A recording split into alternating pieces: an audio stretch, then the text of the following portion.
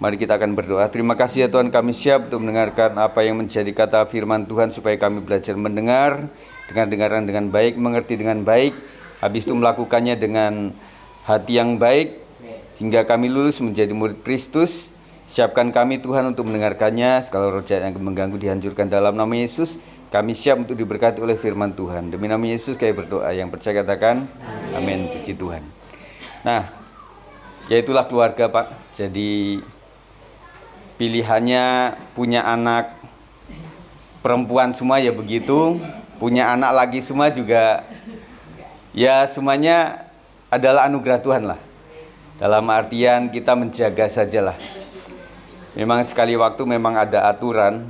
Jadi ada aturan kapanlah anak itu bisa pegang handphone atau kapan tidak pegang handphone gitu ya. Tapi itu juga jadi namanya 1 lawan 4. Itu susah juga gitu ya. Matiin internet ya nanti punya mamanya atau bapaknya yang dipakai juga ya. Ya udah, kita doakan saja. Dan juga ini profesi juga nanti tetap jam 5 atau jam 5 ya. Ya oke, saya percepat ya. Jadi pembacaan kita ada di dalam Matius 6 ayat 5 sampai 15, sambung lagi 16 sampai 18. Saya agak percepat saja. Nah, kita sudah rencanakan nanti untuk di tahun ini kita akan mengadakan doa puasa bersama, tidak komisi lagi tetapi seluruhnya. Makanya nanti Siska dan teman-teman bisa komunikasi dengan anak-anak yang lain ya. Kapan kita bisa lakukan itu di tanggal merah tentunya, supaya semuanya bisa. Nah, memang gereja harus melakukan doa dan puasa. Firman Tuhan mengatakan ada satu hal yang kadang-kadang kita harus doa dan puasa. Tidak cuma berdoa saja, tetapi intinya doanya harus benar. Nah, oleh sebab itu kita akan belajar di sini melalui ayat-ayat ini apa yang harus dihindari di dalam berdoa dan berpuasa. Ayat 5 mengatakan 1, 2, 3 Matius 6, dan apabila kamu berdoa, janganlah berdoa seperti orang munafik. Mereka suka mengucapkan doanya dengan berdiri dalam rumah-rumah ibadat dan pada tikungan-tikungan jalan raya, supaya mereka dilihat orang. Aku berkata kepadamu, sesungguhnya mereka sudah mendapat upahnya. Yang harus dihindari dalam kita berdoa adalah kemunafikan. Jadi kalau orang-orang beragama diceritakan di sini bahwa mereka suka-suka berdiri di rumah-rumah ibadah, di perempatan jalan. Kalau zaman sekarang di perempatan jalan, di jalan raya itu Pak Ogah. Kalau zaman dulu itu adalah ahli Taurat dan orang-orang Farisi. Nah, sebaiknya kita adalah pengen mendapatkan upah surga. Oleh sebab itu apa adanya di hadapan Tuhan. Amin. Dan kita bukan mencari upah manusia. Kata Tuhan, kalau kamu melakukan itu ya berarti kamu sudah dapat upahnya. Keren loh, ada orang suci yang sedang berdoa dan lain sebagainya. Tetapi tentunya kita nggak begitu. Yang kedua, ayat 6 mengatakan apa?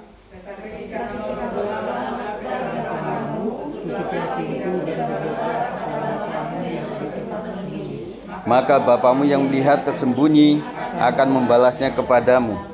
Jadi apa yang harus kita hindari dalam berdoa dan berpuasa? Yang pertama adalah kemunafikan. Yang kedua adalah berdoa dengan motivasi pamer, yang artinya doa itu berbagai macam yang bisa kita informasikan kan. Nah, kita mendoakan diri kita atau kita mendoakan orang lain itu bisa nyebar kebaikan atau justru sebaliknya. Nah, kita nggak boleh berdoa dengan pamer, artinya nanti ya upahnya dari situlah. Dan padahal kita tahu bahwa doa itu adalah komunikasi dengan Tuhan, yaitu sangat pribadi per pribadi loh. Aslinya kan begitu. Jadi doa yang sesungguhnya itu tutup kamar, masuk dalam kamar, doa di situ tanpa ada orang lain, dan itu lebih tulus, lebih suci ya. Makanya saya berharap semua jemaat GBS 56 ini tidak cuma doa secara massal di dalam gereja, tetapi doa-doa pribadi harus ada di dalam rumah tangga kita. Saya lihat Pak Sap ini rajin saat teduh bersama anak-anak mereka. Itu pun juga ada hal yang mesti dikomunikasikan lebih lagi. Apalagi kita saudara yang jarang berdoa, jarang berkumpul. Nah, anak-anak sekarang ini kan beda-beda ya. Waktu mereka kecil-kecil juga mungkin urusannya sendiri, sesudah besar ada yang kuliah, ada yang bekerja, jobnya, jamnya beda-beda lagi. Lalu itu saya berharap mulai dari 2-3 orang berkumpul Tuhan ada. Dari suami istri dulu lah, kompakan, yuk kita doa bareng. Ya meskipun kadang-kadang imam itu nggak selalu jadi imam sesungguhnya, ya mami aja lah yang doa, saya ngikut saja, ya nggak apa-apa. Yang penting intinya dimulai dulu, begitu ya. Jadi doa dengan rendah hati dalam memohon akan dibalas oleh Tuhan sendiri. Yang ketiga, ayat 7 mengatakan 1, 2, 3. Lagi pula dalam doamu itu, janganlah kamu bertele-tele, seperti kebiasaan orang yang tidak mengenal Allah. Mereka menyangka bahwa karena banyaknya kata-kata, doanya akan dikabulkan. Yang selanjutnya adalah berdoa dengan tidak bertele-tele adalah harapan Tuhan.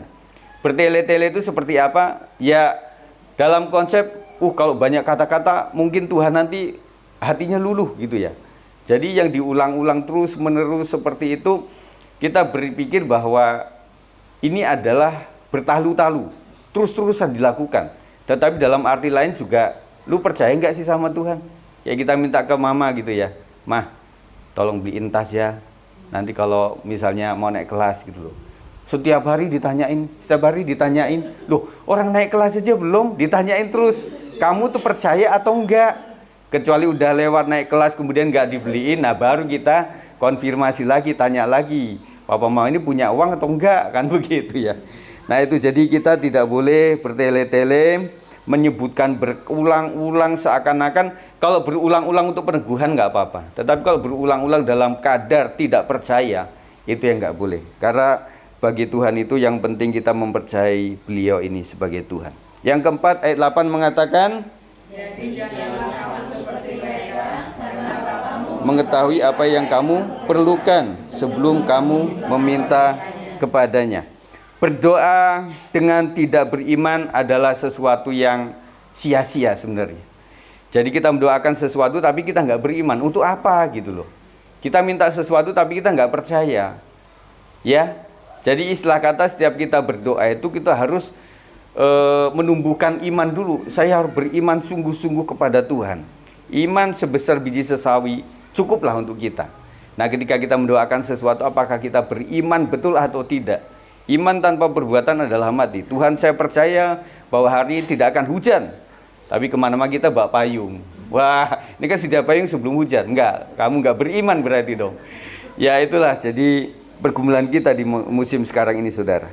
Kemudian yang kelima yang tidak boleh kita lakukan adalah ayat yang 16 mengatakan, dan apabila kamu berpuasa, ayat 16, 1, 2, 3, dan apabila kamu berpuasa, janganlah muram mukamu seperti orang munafik. Mereka mengubah air mukanya supaya orang melihat bahwa mereka sedang berpuasa. Aku berkata kepadamu, sesungguhnya mereka sudah mendapat upahnya. Dalam hal berpuasa juga begitu.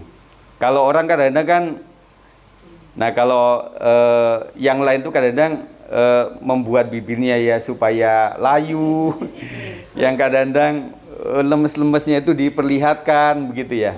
Nah konsep Kristiani nggak boleh begitu. Kalaupun yang tahu biarlah sekitaran kita saja. Tetapi ini nggak gampang, saudara. Kalau orang sudah mengadakan gerakan ini, kemudian ada buka puasanya, pasti kita tahulah semuanya puasa juga. Tetapi saya tetap membuka di jam nanti kegiatan doa puasa, meskipun yang nggak puasa pun tetap ikut buka sama-sama, supaya kita berkeadilan sosial bagi seluruh rakyat. GBS 56 itu ya. Jadi tetap kita nggak boleh munafik. Nah sekarang yang terakhir adalah apa yang harus kita lakukan dalam hal berdoa dan berpuasa.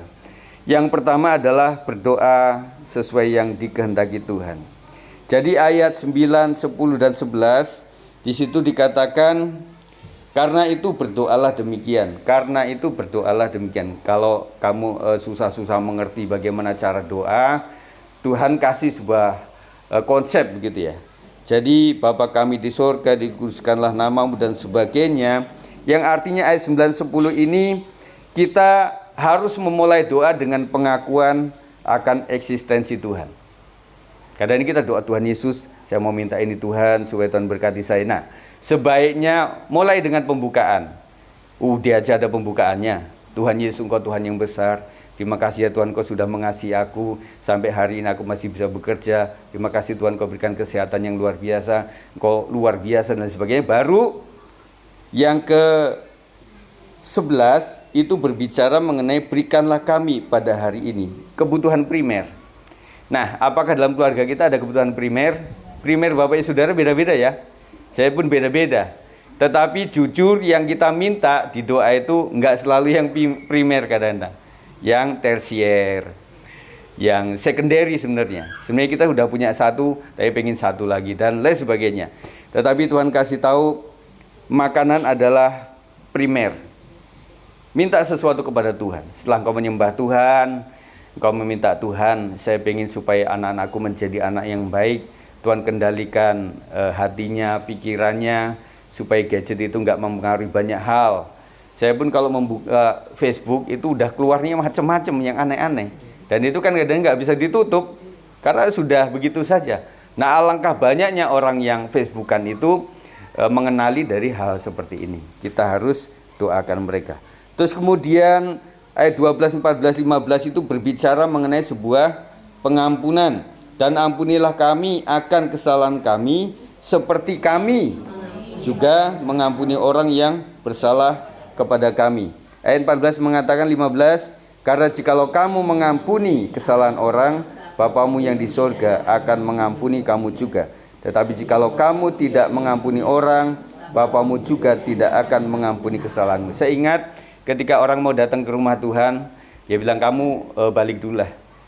Mau mempersembahkan sesuatu, cek hatimu. Kalau ada sesuatu kepada orang lain, minta maaf sama dia. Artinya doa itu penting sekali, tetapi yang lebih penting adalah sebuah kerelaan untuk mengampuni orang.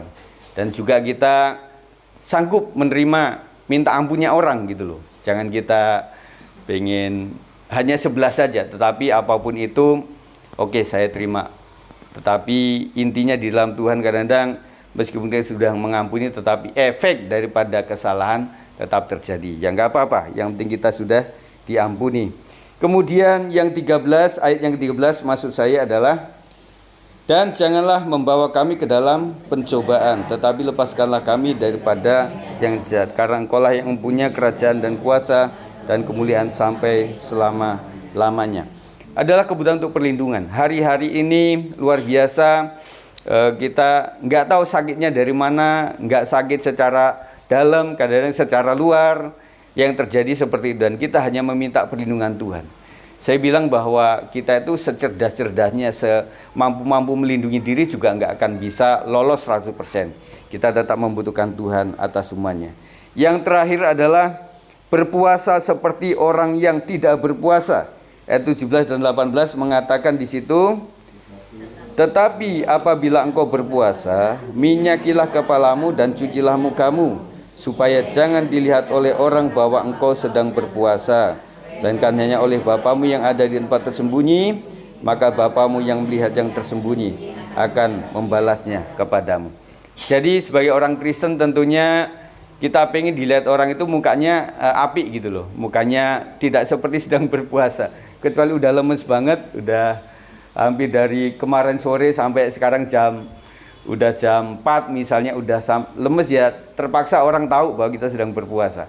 Tetapi paling tidak adalah mandi tetap, kemudian kita juga tetap pacaan, tetap make upan lah begitu ya, supaya kita terlihatnya memang saya sedang berpuasa, tetapi bukan untuk dilihat orang lain, tetapi hanya Tuhan yang tahu. Intinya puasa kan kita itu sedang menghambat emosi hawa nafsu kita dengan sebuah ukuran. Saya nggak makan, meski minum untuk kesehatan kadang butuh juga, karena nggak mungkin kita dehidrasi dan sebagainya, kita tetap jaga itu.